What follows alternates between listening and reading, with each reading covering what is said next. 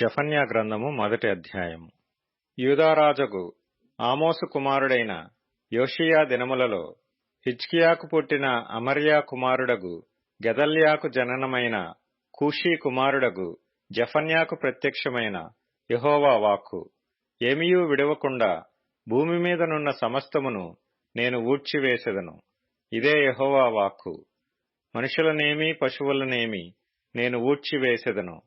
ఆకాశ పక్షులనేమి సముద్ర మత్స్యములనేమి దుర్జనులనేమి వారు చేసిన అపవాదములనేమి నేను ఊడ్చివేసెదను. భూమి మీద ఎవరినూ లేకుండా మనుష్యజాతిని నిర్మూలము చేసెదను. ఇదే యెహోవా వాక్కు. నా హస్తమును యూదావారి మీదను యెరూషలేము నివాసులందరి మీదను చాపి బయలుదేవత యొక్క భక్తులలో శేషించిన వారిని, దానికి ప్రతిష్ఠితులగు వారిని, దాని అర్చకులను నిర్మూలము చేసెదను.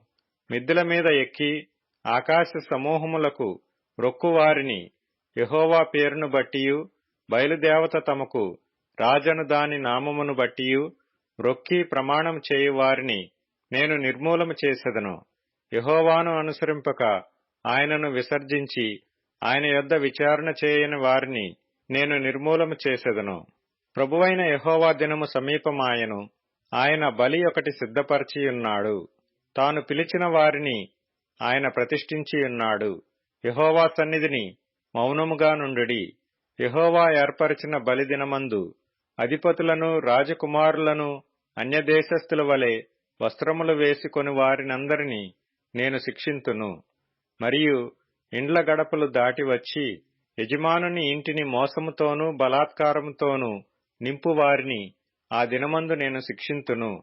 ఆ దినమందు మత్స్యపు గుమ్మములో రోదన శబ్దమును, పట్టణపు దిగువ భాగమున అంగలార్పును వినబడును. కొండల దిక్కు నుండి గొప్ప నాశనము వచ్చును. ఇదే యెహోవా వాక్కు. కనానీయులందరూ నాశనమైరి. ద్రవ్యము సమకూర్చుకొనిన వారందరూ నిర్మూలము చేయబడిరి గనుక మక్తేషు లోయ నివాసులారా అంగలార్చుడి. ఆ కాలమున నేను దీపములు పట్టుకొని యెరూషలేమును పరిశోధింతును. మడ్డి మీద నిలిచిన ద్రాక్షారసము వంటి వారై యెహోవా మేలైనను కీడైనను చేయువాడు కాడని మనసులో అనుకుని వారిని శిక్షింతును. వారి ఆస్తి దోపుడు సొమ్మగును.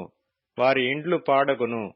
వారు ఇండ్లు కట్టుదురు గాని వాటిలో కాపురముండరు. ద్రాక్ష తోటలు నాటుదురు గాని వాటి రసమును పానము చేయరు. యెహోవా మహాదినము సమీపమాయెను. యెహోవా దినము సమీపమై అతి శీఘ్రముగా వచ్చుచున్నది.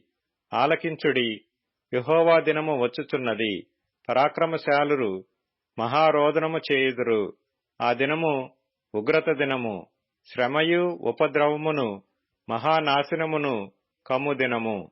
అంధకారమును గాఢాంధకారమును కమ్ము దినము, మేఘములను గాఢాంధకారమును కమ్ము దినము.